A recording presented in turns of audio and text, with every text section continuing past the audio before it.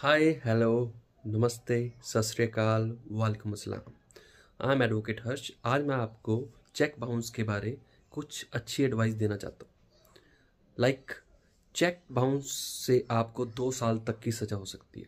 So cheque bounce से कैसे बचें और क्या सावधानी रखें और जिसके हाथ में चेक है वो क्या करे।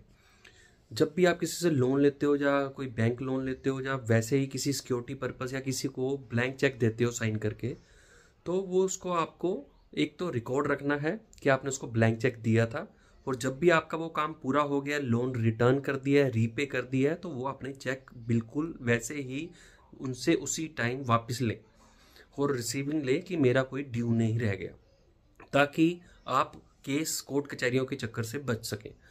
जब भी आपने चेक दिया है और आपने वापस नहीं लिया है और उस जिस बंदे को दिया है या उसने अपने नाम पर या किसी और के नाम पर भर के उसको बाउंस करा लिया, और फिर आप पे मुकदमा चल सकता है जो कि आपको भुगतना पड़ेगा, हर तरीक पे जाना पड़ेगा। उसमें सम्मन्स निकलते हैं, फिर बेलेबल वारंट्स, फिर नॉन बेलेबल वारंट्स, और आपको बेल करवानी पड़ती है। बेलेबल ऑफेंस है, बेल करवानी पड़ती है, श्योरिटी देनी पड़ती है, और हर तरीक पे कोर्ट में पेश होना पड़ता है, और जिसमें आपको 2 साल तक की सजा हो सकती है।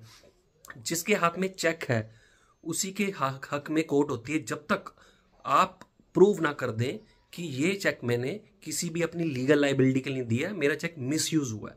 और वो प्रूव करना थोड़ा सा मुश्किल होता है कोर्ट में। तो जिसके हाथ में चेक होता है, कोर्ट उसकी ही फेवर में फैसला ज़्यादातर करता है। सो आपको चेक देना है तो उसकी पूरी डिटेल, रिसीविंग, सब कुछ उसका आपने रखना है, ताकि आपको कल को दिक्कत ना आ सके। फर्स्टली तो किसी को आप ब्लैंक चेक ना दें। ये किसी से आपने लोन लिया है या किसी सिक्योरिटी पर्पज चेक दे रहे हैं तो उतनी ही अमाउंट भर के दें, या उसके नीचे लिख के दें not exceeding such amount, not exceeding 1 lakh rupees या कुछ भी। और उसमें आप एक रिसीविंग और उससे एग्रीमेंट लें कि वो मेरा चेक मिसयूज नहीं करेगा। और जब आपका जो कंडीशन लोन रीपे हो गया, जो आपने जिस लिए दिया था वो पर्पस फुलफिल हो गया, तो वो चेक अपना बिल्कुल उसी टाइम वापस लें। क्योंकि कोर्ट में आप नहीं कह सकते कि मैंने ब्लैंक चेक दिया था तो मैं इसका जिम्मेवार नहीं हूं। कोर्ट नहीं मानेगा ये बात। कोर्ट को प्रूव करने के लिए आपको कुछ ठोस सबूत देना पड़ेगा कि ये मेरा चेक मिसयूज हुआ, मैंने लोन रीपे कर दिया। कई लोग लोन रीपे कर देते हैं, कैश में कोई रिसीविंग नहीं होती, बाद में चेक वापस नहीं लेते, और जिसके हाथ में चेक होता है वो चेक लगा देता है। तो कोर्ट में आपको प्रूव करने के लिए कुछ नहीं रहता कि मैंने कैसे पैसे वापस करे और मैंने चेक वापस क्यों नहीं लिया, मैंने बैंक में स्टॉप पेमेंट क्यों नहीं कराई। ये कोई आपसे चेक वापस आपका नहीं देता और आपका सब कुछ रीपे हो चुका है, लोन रीपेड हो चुका है, तो आप क्या करें, सबसे पहले स्टॉप पेमेंट करवाएं बैंक में और उनको एक नोटिस भेजें कि मैंने आपको चेक दिया था, ब्लैंक था, और मैंने वो फुलफिल कर चुका हूँ, आपका लोन रीपे कर चुका हूँ, अब मेरा चेक आप वापस दें और मिसयूज ना करें, otherwise I will take legal action against you. So अपना सिक्योरिटी, क्योंकि लोन केस में, चेक केस में बंदे को नहीं पता होता कि मेरे साथ क्या हो सकता है। लोग सोचते हैं चेक दे दिया तो क्या हो गया, बट चेक दे दिया और उसने लगा दिया, वो आपको प्रूव करना पड़ेगा कि आपने चेक अपनी लीगल लाइबिलिटी के लिए नहीं दिया, जो कि मिसयूज हुआ है। बट आपको उसके लिए कई साल कोर्ट में लग सकते हैं और आपको उसके लिए सजा भी हो सकती है, और चेक का डबल अमाउंट तक पे करना पड़ सकता है। कोर्ट के ऑर्डर के ऊपर डिपेंड करेगा वो, और आपके एडवोकेट और आपके एविडेंस पे।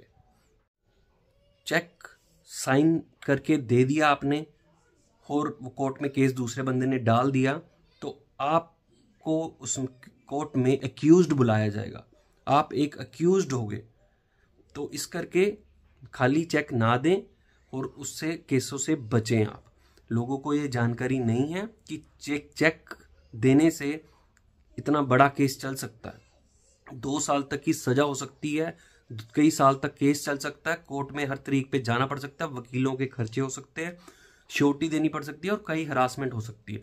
और सबसे बड़ी बात जो मैं आज बताने जा रहा हूं, आप हो दिल्ली के और चेक दिया आपने किसी केरला के बंदे को, और केरला वाले बंदे ने अपना चेक केरला के बैंक में लगा दिया आपने, तो वो केरला कोर्ट में केस कर सकता है, चाहे जिसने दिया है चेक वो दिल्ली का है, चंडीगढ़ का है, हिमाचल का है।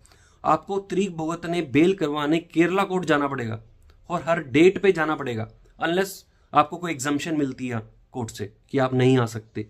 इस करके आप मेरी बात समझें और सुने। कोई आपको इंक्वायरी है चेक बाउंस के रिलेटेड तो आप मेरे कमेंट बॉक्स में अपना कमेंट डाल के मेरे को पूछें, I will reply you.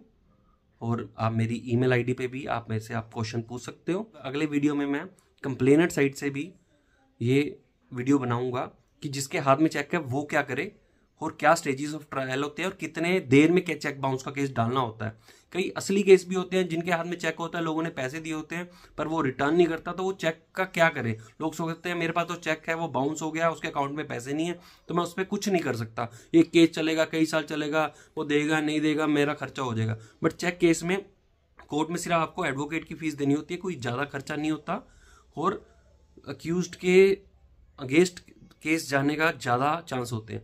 Complainant आपके हाथ में चेक है तो आपके हक में आने का ज़्यादा फैसला होता है, एक्यूज्ड को बेल करानी पड़ती है, हर तरीके पे आना पड़ता है। तो कंप्लेनेंट को ऐसे नहीं सोचना कि मेरे को पैसे मेरे मर गए, तुम एक कोशिश करो और 101% आपको पैसे मिलेंगे।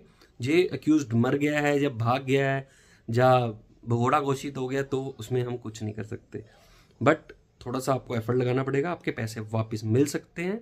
तो चेक को आप बिल्कुल ये ना सोचें कि वो बिल्कुल एक just mere piece of paper है, कोई इसकी कोई वैल्यू नहीं है, उसकी बहुत वैल्यू है। आप उसके काफ़ी अच्छा लीगल एक्शन, ठोस लीगल कदम उठा सकते हो, जो कि 2 साल की सजा और double of the cheque amount देना पड़ सकता है। उसकी क्या स्टेजेस है मैं आपको अगले वीडियो में बताऊंगा, जिसमें क्योंकि अब नया एक प्रोविजन है इंटरिम कंपनसेशन का। जब आप केस लगाते हो, साथ में एक एप्लीकेशन लगाते हो, जब वो अक्यूज पेश हो जाता है कि मेरे को 10% ऑफ द चेक अमाउंट अभी दिया जाए केस स्टार्ट होने से पहले। Thank you.